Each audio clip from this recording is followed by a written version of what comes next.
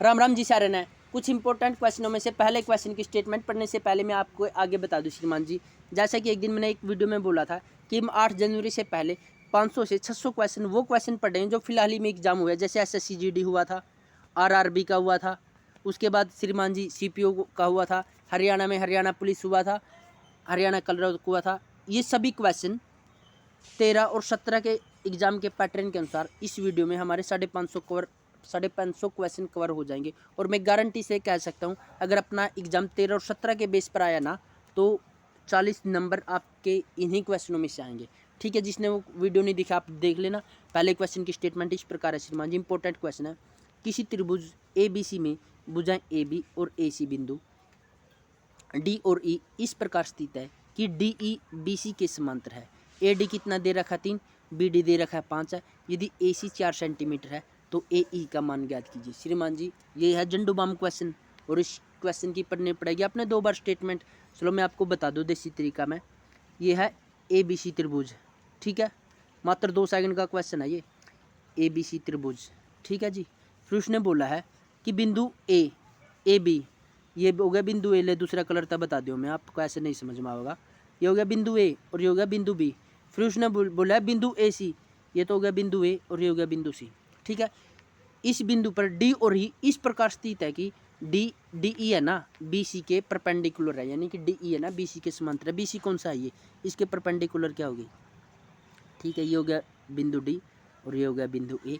फिर इसने क्या बोल रखा है कि AD है 3 और BD क्या है, BD है 5। उसके बाद इसने AC है, ये हो गया AC, ठीक है। ये दे रखा है इसने 4 सेंटीमीटर। पूछा क्या हमसे, AE का मान पूछा है, A और E का मान पूछा है। देखो शांति से सिर्फ 2 सेकंड में ना कॉन्सेप्ट समझ लो, पहले कभी नहीं भूलोगे। जो इसने क्या बोला, जो DE है ना ये BC के समांतर है, ये बात बोल दी इसने। जब DE, जब हरा कलर ले लेता हूँ मैं, जब DE BC के समांतर है ना तो AB AC के समांतर हो जाएगी। ये बात तो आप भी मानते हो। अब AB इसने कितनी दे रखी है, टोटल दे रखे इसने 3 और 5 कितनी हुई, टोटल दे रखे इसने 8, ठीक है। जिसमें तो AB इसने 8 दे रखी है तो यो AEB तो 8 हो जाएगी, AEB तो 8 हो जाएगी जब इसने AB 8 दे रखी है। AD दे रखा है इसने 3 तो AE भी 3 हो जाएगी। BD दे रखा है इसने 5 तो EC भी 5 हो जाएगी। हम तो कह रहे हैं A और C 8 है, हम तो कह रहे हैं महोदय श्रीमान जी, हम तो कह रहे हैं A और C कितनी है। हाँ हाँ कोई नहीं भाई, बेशक नो स्पेस क्या हो गया, नहीं स्पेस है तो कोई नहीं, फिर क्या होगा, नहीं स्पेस है तो गुस्सा क्यों कर रहा है। हम तो कह रहे हैं A और C 8 है, 3 तो होगी ये होगी, AE होगी 3 और EC होगी 5, ठीक है। हम तो कह रहे हैं AC 8 है, लेकिन एग्जामिनर कह रहा है ना मुन्ना ना AC 8 नहीं है, AC है 4, यानी कि कितना गुना, 2 गुना। अरे ना मेरे भाई 2 गुना नहीं, आधा गुना, ठीक है। जब ये 4 है इसका आधा गुना कितने होगी 8। पूछा क्या हमसे, इसने क्या पूछा, AE पूछा, AE कितना हो जाएगी, 3 का आधा गुना कितना होता है, आप कहोगे सर 1.5 सेंटीमीटर। अगर पूछ लेता ये BC EC तो ये कितना हो जाता, 5 का आधा गुना हो गया, क्या होता है 2.5 सेंटीमीटर। बस क्या था इस क्वेश्चन में, था कुछ, वैसे स्टेटमेंट पढ़ गया ना 80 बालक तो ऐसे ही छोड़ देंगे। और कितना ईजी क्वेश्चन था, आपने ना 10 क्वेश्चन के फार्मूले पे जाना ही नहीं, बस क्वेश्चन के फार्मूले पर जाना ही नहीं। स्टार्ट करता हूँ मैं दूसरा क्वेश्चन, उम्मीद करता हूँ एक क्वेश्चन है ना आप वीडियो आगे पीछे करके देखना, 2 बार समझ में आ जाएगी। नेक्स्ट क्वेश्चन है श्रीमान जी, ये आ गया, यदि किसी संख्या के 60% को 36 में जोड़ा जाए तो यह वही संख्या बन जाएगी, तो यह वही संख्या बन जाएगी, वह संख्या ज्ञात कीजिए। अजीबोगरीब लिख रहा, क्या पता ये क्या कर रहा है। आप एक बात बताओ, इसको मैं साफ कर दूं, ले भाई चला जा, आप तो बैक टू पवेलियन हो जा, लाइन तोड़ जा 5 मिनट के लिए। इसने बोला यदि किसी संख्या के 60% को 36 में जोड़ा जाए तो वह संख्या बन जाएगी। अच्छा ये बोल रहा है, ये पता क्या है। आप एक बात बताओ मेरे को, पूरी संख्या कितनी होती है, पूरी संख्या होती है 60%, 100%। पूरी संख्या कितनी होती है, 100% होती है, ठीक है। अब इसने बोला 60% हो गया, ठीक है, तो इसमें कमी कितनी की रहेगी, 40% की कमी रहेगी। लेकिन ये श्रीमान पता क्या बोलता है, ये इसमें 40 नहीं जोड़ता, ये जोड़ता है 36, ये जोड़ता है 36। पूरी संख्या 100 होती है, 60% तो इसके पास है, इसने जोड़ने तो 40%, लेकिन ये जोड़ देता 36%। आप एक बात बताओ, 40 की वैल्यू कितनी है, 36%, 40% की वैल्यू कितनी है, 36%। 36%, तो 100% की वैल्यू कितनी हो जाएगी? आप कहोगे सर 100% की वैल्यू कितनी हो जाएगी? 40, ले इधर लिख देता हूँ साइड में, 40 की वैल्यू है 36%, तो 100 की वैल्यू कितनी है? 100 से गुणा कर दूंगा, 0 से काट दूंगा 0, 10 से काटूंगा नहीं सी 4 से काट दूंगा 9, इधर है 10, यानी कि कितनी हो जाएगी? 90 हो जाएगी। ठीक है, इसको साफ कर दो, एक बार फिर बता दूँ मैं, 40 की वैल्यू 36% है, तो 100 की वैल्यू पूछेगा, तो आप क्या करो, इसके बटे में 40 कर दोगे और उसके गुणा में कर दोगे 100, इस 0 से ये 0 काट दो, 4 से कितने हो जाए? 90, 9 की और 10 की गुणा कर दी 90। मेरे भाई ये भी ठीक किया आपने, ये भी ठीक किया आपने। पता है 40 की वैल्यू कितनी है? 36 है। 40 की वैल्यू 36 है, ठीक है। 4 निमा कितना होता है? 36, ये 0 इस 9 के पीछे लगा दे, 90 आगे आंसर। गुणा करने ही नहीं, बताओ क्यों गुणा के चक्कर में पड़ना? इतना टाइम है ही नहीं ना आपके पास गुणा करना ही पड़े। ये बताओ, 4 अंकों की सबसे बड़ी पूर्ण वर्ग संख्या को 4 अंकों की सबसे छोटी पूर्ण वर्ग संख्या से विभाजित करने पर प्राप्त भागफल क्या होगा? मेरे भाई जी इसने पूछा, पहले तो है ना आप सब 4 अंकों की सबसे बड़ी पूर्ण वर्ग संख्या बता दो क्या है। चलो मैं बताता हूँ। 100 का वर्ग कितना होता है? आप कहोगे सर 1 का 1 का लिख दिया, पहले 2 0 लिख दिए और वर्ग के नाम की लिख दी 2 0, लेकिन ये कितना आ गया? ये आ गया 10 4। ये क्या हो गया? 5 अंकों की सबसे छोटी संख्या। ठीक है, तो इससे छोटा नंबर क्या होगा? 99 होगा। 99 का वर्ग करूँगा मैं, कितना हो जाएगा? 9801। ठीक है, यानी कि ये क्या है? 4 अंकों की सबसे बड़ी संख्या और एक पूर्ण वर्ग संख्या है। ठीक है, 4 अंकों की सबसे बड़ी पूर्ण वर्ग संख्या है। फिर इसने आगे बोला कि 4 अंकों की सबसे छोटी पूर्ण वर्ग संख्या से विभाजित करना है। 4 अंकों की सबसे छोटी पूर्ण वर्ग संख्या कौन सी है? आपको अगर मैं 30 का वर्ग करूँगा कितना आ जाएगा? 900। 31 का करूँगा कितना आ जाएगा? 961। और 32 का करूँगा कितना आ जाएगा? 1024। यानी कि 4 अंकों की सबसे छोटी पूर्ण वर्ग संख्या की कौन सी है? 1024। ये बात आपको समझ में आएगी। उसने बोला कि जो 4 अंकों की बड़ी संख्या है ना, उसको 4 अंकों की सबसे छोटी संख्या से भाग देने पर भागफल किसके बराबर आएगा? 10 के बराबर आएगा, 10 से अधिक आएगा, 9 के बराबर आएगा, या 10 से कम आएगा? ये हम देखेंगे अभी।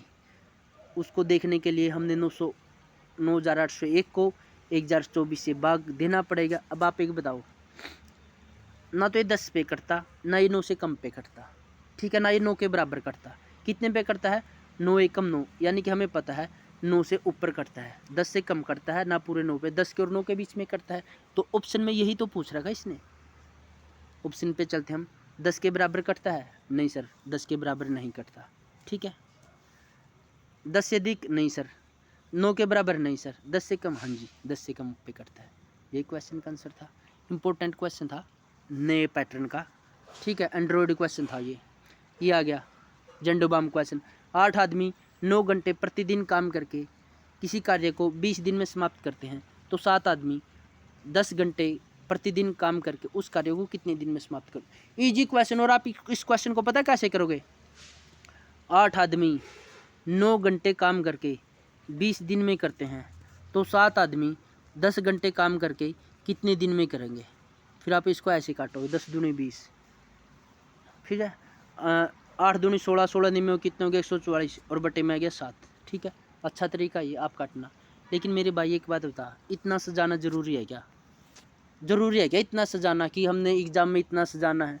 आपने PhD थोड़ी करना है, किसी को समझाना थोड़ी। हमने पता है 8 आदमी 9 घंटे किसी प्रतिदिन कार्य करके 20 दिन में करते हैं, तो 7 आदमी 10 दिन में, हमें पता है इससे ये काटेगा। काट दिया, 8 दूनी 16 दिन में 144, इधर ही नहीं जोड़ लेंगे, कितने हो गए? 144 बटे में 7। कौन सा आंसर आ जाएगा? ये आंसर आ जाएगा ऑप्शन नंबर डी। ठीक है, आंसर कितना आ जाएगा? Option number D. फिर आप ये भी कहोगे, ठीक है सर ऐसे तो आपने कर दिया, छोटी कैलकुलेशन थी, बड़ी कैलकुलेशन क्या होती? अगर 8 की जगह 29 होता और 9 की जगह 39 होता, या 59 होता, या 79 होता, ठीक है, ये कट जाता, फिर हमें क्या? हमें पता यार ये 7 इस साइड किसी से नहीं कटता, जिसके ऑप्शन में 7 है तो वही तो आंसर आ जाएगा। बस ऐसे भी यूज़ करना सर। ठीक है जी, ये भी इम्पोर्टेंट क्वेश्चन है। 2 धनात्मक संख्याओं के, ठीक है जी, 2 धनात्मक संख्याओं का एलसीएम 32 है।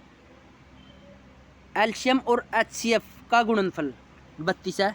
ठीक है जी, और उन संख्याओं का अंतर 4 है, तो उन संख्याओं का योगफल क्या बताइए? पहली संख्या गुणा दूसरी संख्या बराबर होता है एलसीएम गुणा एचसीएफ के। ये दे रखा है 32। इन संख्याओं का हमने योग गुणनफल का पता नहीं, गुणनफल गुणनफल का तो पता नहीं।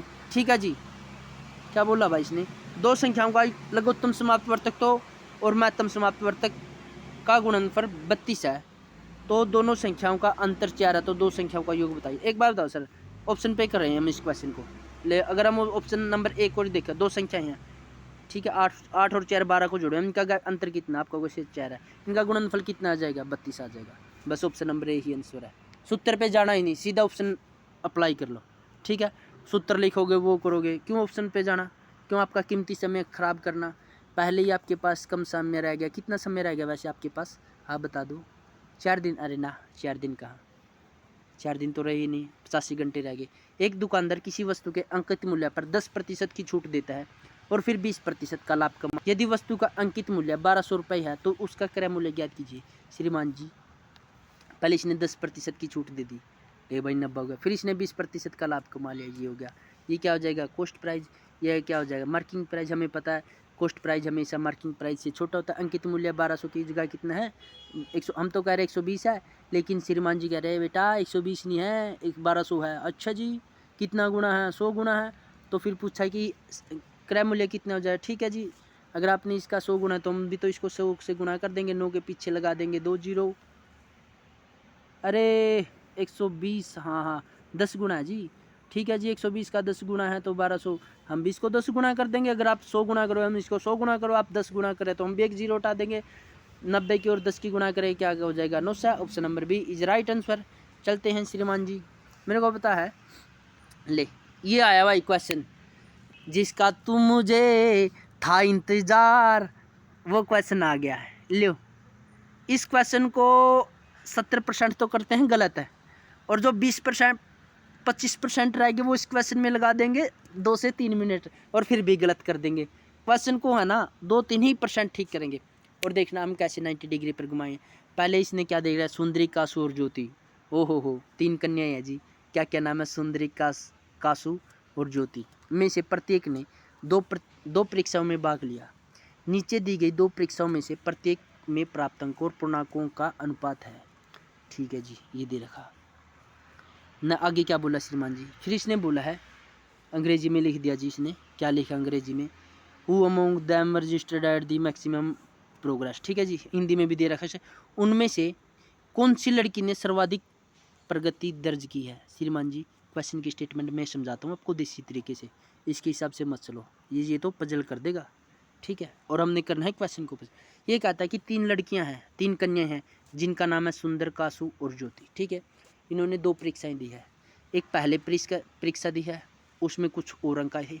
उसके बाद फिर दूसरी परीक्षा दी है, ज्योति जी ने, कासू जी ने और सुंदरी जी ने, उसमें कुछ और अंक है। इसने पूछा है जो पहली परीक्षा दी है फिर दूसरी दी है, इसमें किसने सबसे ज़्यादा प्रोग्रेस की है, ये इस क्वेश्चन में पूछा है। ठीक है, हम बता देंगे, हमारा काम ही है बताना ही। तो सुंदरी जी को देखते हैं हम पहले।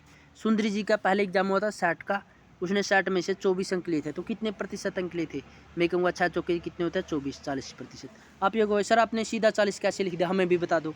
चलो मैं एक क्वेश्चन की बताऊँगा, सिर्फ सुंदरी का ही बताऊँगा, आगे का नहीं बताऊँगा, सीधा पुटअप करेंगे हम कैसे। देखो 60 की परीक्षा थी, उसने 24 लिए, 60 में से 24 लिए, तो 100 में से कितने प्रतिशत लिए। आप क्या करोगे, इस जीरो से ये जीरो काटोगे, 6 से 4 काटोगे, कितना हो गया 40, और ये जीरो जोड़ोगे। ठीक है, मैंने क्या किया है, जैसे ये 24 था, इसके बटे में 60 था, मुझे को पता है, मैं भी इस जीरो को काट दूंगा। 6 चौके कितना होता है, 24 होता है, एक जीरो लगा दूंगा। अगर ये जीरो कट रहे तो 100 के बराबर में एक ही जीरो तो बचेगी। बस माइंड में भी कैलकुलेशन होती है ना, कुछ दिल के भी तो राज होते हैं ना, हर किसी के आगे हम थोड़ी अपने दिल की बात बताते हैं। ठीक है ना, वही बात है।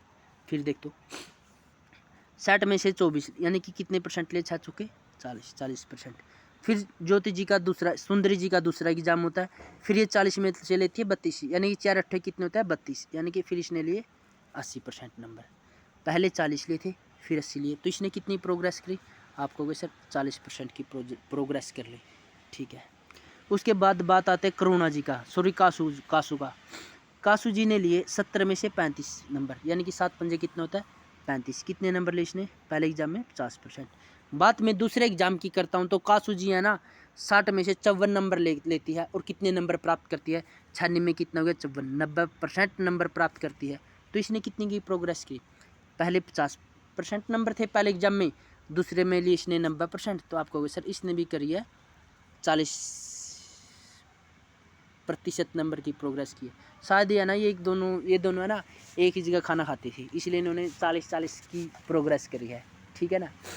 नेक्स्ट बात करता हूँ जी मैं ज्योति शर्मा की। ज्योति जी ने पहले 90 में से 27 लिए थे, तो कितने % नंबर लिए थे? तो श्रीमान जी इसने लिए थे 30% नंबर। बात मैं इसके दूसरे एग्जाम की करता हूँ, तो ये 50 में से 45 नंबर लेती है और कितने नंबर प्राप्त करती है?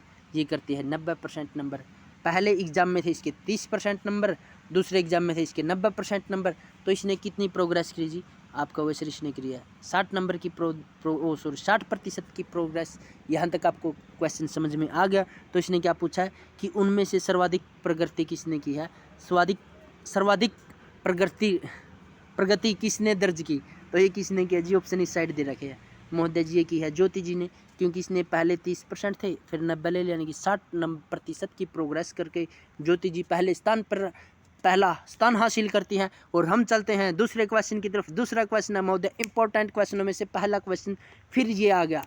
जंडूबाम क्वेश्चन की श्रेणी का इसमें पूछा है a स्क्वायर b का स्क्वायर प्लस में c का स्क्वायर प्लस में 3 है बराबर किसकी है? 2 गुना a plus b a plus c है। तो a plus b plus c का मान याद कीजिए। कितना बड़ा क्वेश्चन होगा ना श्रीमान जी, मैं फिर बता दूं आपको, यह है जंडूबाम क्वेश्चन। ठीक है, आप एक बात बताना मेरे को, अगर मैं a b और c की जगह एक रखता हूँ, इनका मान एक रखता हूँ, तो ये कितना हो जाएगा? एक का वर्ग कितना होता है? एक का वर्ग कितना होता है? 1 प्लस में b का वर्ग है तो 1 का वर्ग कितना होता है? यहाँ भी 1। c में का भी वर्ग लिख रहा है तो यहाँ कितना होता है? 1।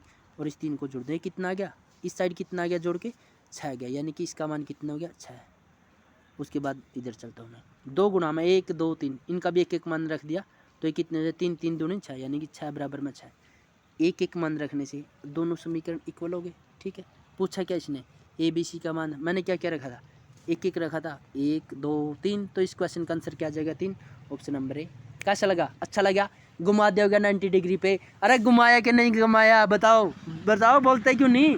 हाँ घुमाया। ले, ये आ गया क्वेश्चन। किसी संख्या का 40% उसी संख्या के 4/5 से 40 कम है। इधर क्या लिख रखा है? कम है। 40% कम है तो वह संख्या याद कीजिए। अच्छा जी, किसी संख्या का, पहले तो है ना, किसी संख्या 40% उसी संख्या, ये 4/5 क्या है? ये 4/5 क्या है? आप एक बात बताओ मेरे को, कितनी बार बताऊं मैं आपको? 100 से 150 बार बता लिया मैंने।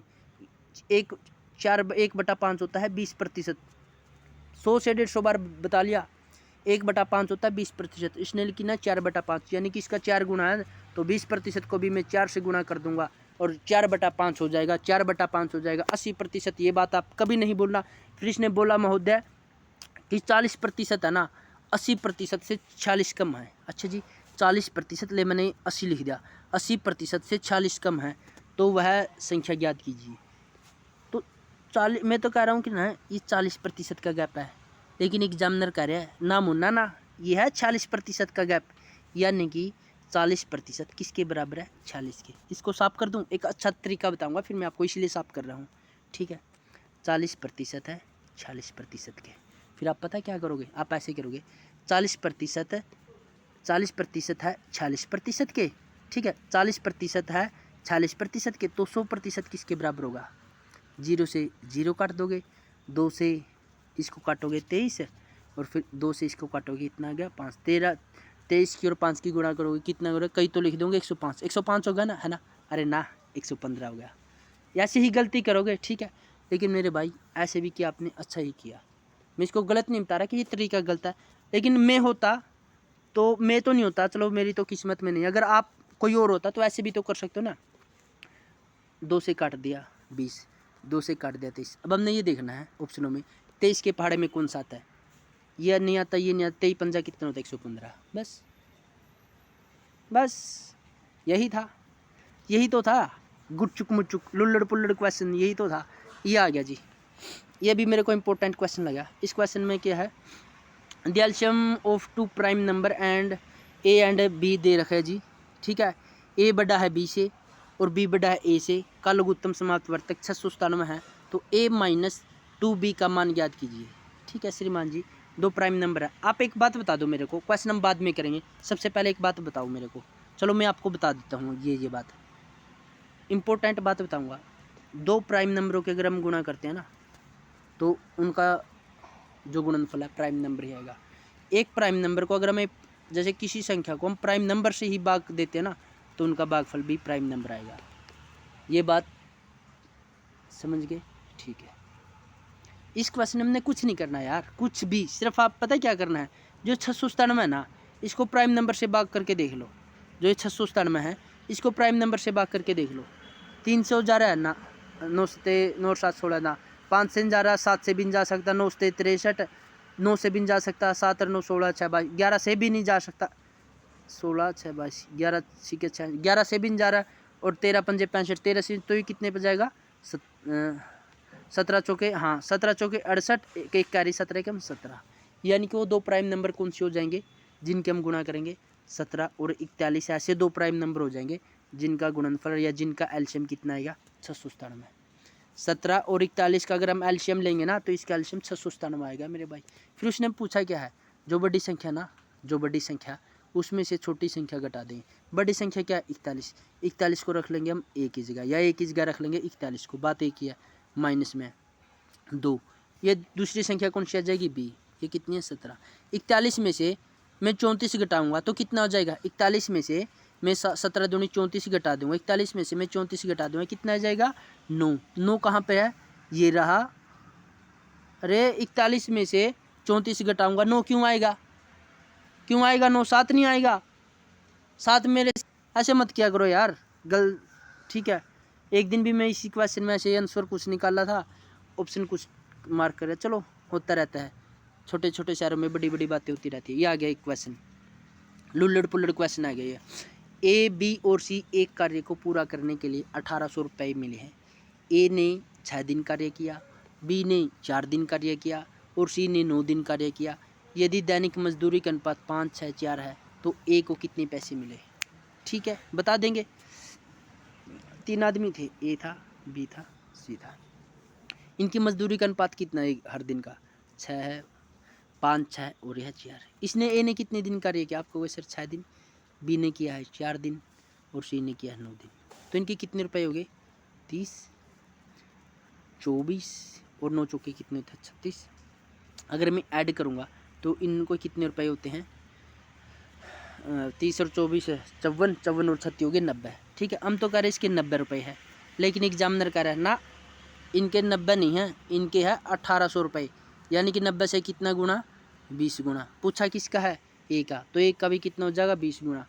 300 का भी, 300 के 30 के और मैं 20 की गुणा करूँगा, 3 दूनी 6 के पीछे 2 जीरो लगा दूंगा। 6 के पीछे 2 जीरो कहाँ लग रही है, ऑप्शन नंबर सी में लग रही है, 6 के पीछे 2 जीरो। अच्छा था, इम्पोर्टेंट क्वेश्चन था, ऐसे ही क्वेश्चन आएगा, आप टेंशन मत करो। इस वीडियो में ना 3 से 4 क्वेश्चन आएंगे आपके, देख लेना। 8 जनवरी को देख लेना, आप भी इधर ही हो, मैं भी इधर ही हूँ। 5 अंकों की सबसे छोटी संख्या कौन सी है, ये क्वेश्चन तो मैंने सुबह करवाया भी था शायद आपको, उसी की पीपीटी बन गई है ये। 5 अंकों की सबसे छोटी संख्या में से 3 अंकों की सबसे बड़ी संख्या को घटाया जाए तो शेषफल ज्ञात कीजिए। 5 अंकों की सबसे छोटी संख्या है 1000, इसमें 3 अंकों की सबसे बड़ी संख्या घटा दूंगा 999, बस इसको मैं 1000 मान लेता हूँ। 10,000 में से इसको मान लेता हूँ, 10,000 में से 1000 गया, कितने रह गए, 9000। ठीक है, इसमें एक जोड़ा था, इसमें एक जोड़ूंगा, तो 9001 कहाँ पे है, ऑप्शन नंबर सी में तो है 9001। ठीक है जी, चलो दोस्तों आज की वीडियो में इतना ही। देखो अब मैं लूँगा आपकी 1 मिनट, आपके अनमोल 1 मिनट है। ठीक है, खांसी भी आनी ज़रूरी है मेरे भाई, आपके पास सिर्फ 80 से 85 घंटे हैं। ठीक है, जितना भी आपने याद कर रखा ना, कुछ नया पढ़ो वो तो ठीक है, लेकिन जितना भी आपने याद कर रखा, हर 20 घंटे में एक बार जो भी आपने कंटेंट याद किया है उसको एक बार ज़रूर पढ़ लो। हर 20 घंटे में एक बार रिवीजन करो। ज़रूरी नहीं है कि 1000 क्वेश्चन पढ़ने, यही ज़रूर है कि 500 क्वेश्चन को आप 2 बार पढ़ लो। ठीक है, बस इतना ही कहना चाहूँगा। वैसे आप मेरे से काफ़ी समझदार हो, एक बार फिर कह रहा हूँ मैं, डिपार्टमेंटली वीडियो देख लेना, करंट की वीडियो देख लेना। उनका अपना टारगेट 50 का 50 है और 50 में से 50 ही क्वेश्चन आएंगे, गारंटी के साथ कहता हूँ। जैसे 500 से 600 क्वेश्चन करवा देना, 11 जनवरी तक आपके 700 क्वेश्चन हो जाएंगे। इन 700 क्वेश्चनों में से 40 क्वेश्चन आएंगे, गारंटी के साथ कह सकता हूँ मैं। जो रीजनिंग के आपको, रीजनिंग के मैंने मेरे हिसाब से आपको 100 टाइप करवा रखे हैं, हर वीडियो में 10-10 क्वेश्चन थे वो, उन 100 टाइप में से ज़रूर क्वेश्चन आओगे, गारंटी के साथ कह सकता हूँ। इस वीडियो को मैं करता हूँ यहीं पर स्टॉप। तब तक के लिए खाना पीना, खाइए पिए, टन मारिए, और टन मार के क्या करिए, सोइए। अरे ना, टन मार के पढ़ना है, ठीक है। Thanks for watching. जय हिंद दोस्तों।